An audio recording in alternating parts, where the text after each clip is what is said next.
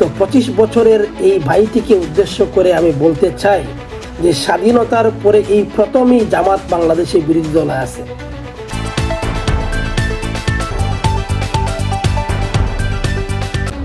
Petrol পাম্পের এই ভাইটি বলতেছে যে সে আগে দৈনিক 2000 থেকে 3000 লিটার পেট্রোল বিক্রি করত, কিন্তু এখন তার পেট্রোল পাম্পের চাহিদা নাকি দৈনিক 20,000 থেকে 30,000 লিটার।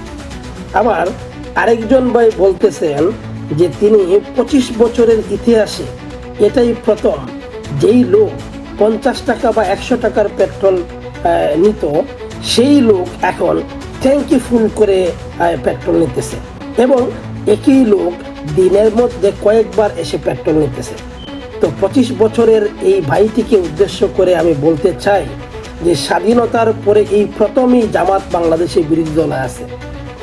আপনারা কল্পনাও করতে পারবেন না এই জামাত শিবিরের লোকরা এরা এই কৃত্রিমভাবে সরকারকে সংকটে ফালানোর জন্য এই পেট্রোল এবং অকটেন একই ব্যক্তি বারবার পেট্রোল পাম্পে আসতেছে, ট্যাঙ্কি ফুল করতেছে, বাসায় যায়া সেই ট্যাঙ্কির থেকে তেল বোতলে ভরে আনলোড করে আবার পাম্পে চলে আসতেছে।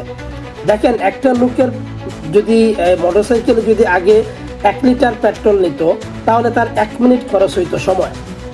এখন ওই লোক যখন 10 লিটার পেট্রোল নিতেছে তাহলে পেট্রোল পাম্পের 10 মিনিট সময় নষ্ট হইতেছে। আর একটা লোকের পিছনে যদি পেট্রোল পাম্পে যদি 10 মিনিট খরচ করে তাহলে ওইদিকে দেখা যাচ্ছে যে লম্বা লাইন হয়ে যাচ্ছে। তো এই লম্বা লাইন হওয়ার কারণে দেখা যাচ্ছে যে ওই মিডিয়াতে কাভারেজ হচ্ছে যে পেট্রোল পাম্পে লম্বা লাইন। এই লম্বা লাইন তো অতীতে ছিল না। কেন ছিল না? কারণ আগে যেই লোক 1 লিটার পেট্রোল নিতে সেই লোকটা এখন 10 লিটার পেট্রোল নিতেছে। কারণ 10 লিটার পেট্রোল ট্যাঙ্কি ফুল করতে তো পেট্রোল পাম্পের সময় নষ্ট হচ্ছে।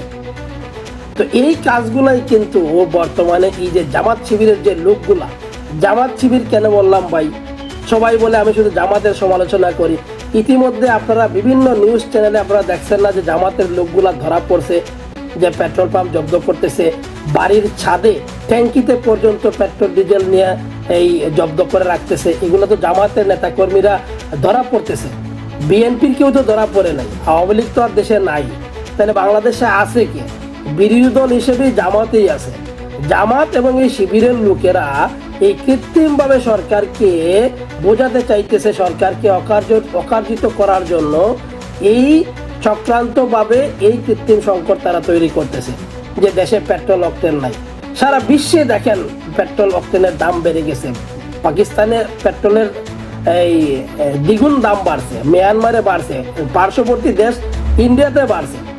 এখন সরকার যখন চতুর্দিকে যখন এই অভিযান চালাইছে তখন দেখেন ওই লোকগুলাই আবার বাংলাদেশের পেট্রোল এবং অকটেনগুলা কিন্তু বাইরের দেশে বিভিন্ন পন্থায় পাচার করতেছে। কত বড় জাহেল আমরা চিন্তা করে দেখেন, দেশের পেট্রোল অকটেন কৃত্রিমভাবে সংকট তৈরি করে তারা দেশের বাইরে পেট্রোল পাচার করতেছে। এই জামাত শিবিরের লোকগুলাই ভাই এগুলা করতেছে। কারণ ওই যে পেট্রোল পাম্পের বাইকে উদ্দেশ্য করে বললাম যে পৃথিবীর বাংলাদেশের ইতিহাসে তো এর আগে জামাত কখনো বিরোধী দলে আসে নাই। তাই জামাত কি জিনিস, কত বড় খারাপ, এটা বিএনপি হারে হারে টের পাবে। বিএনপির সবচেয়ে দুর্ভাগ্য যে জামাতের মতন একটা লোক বিএনপি বিরোধী দল হিসেবে পাইছে।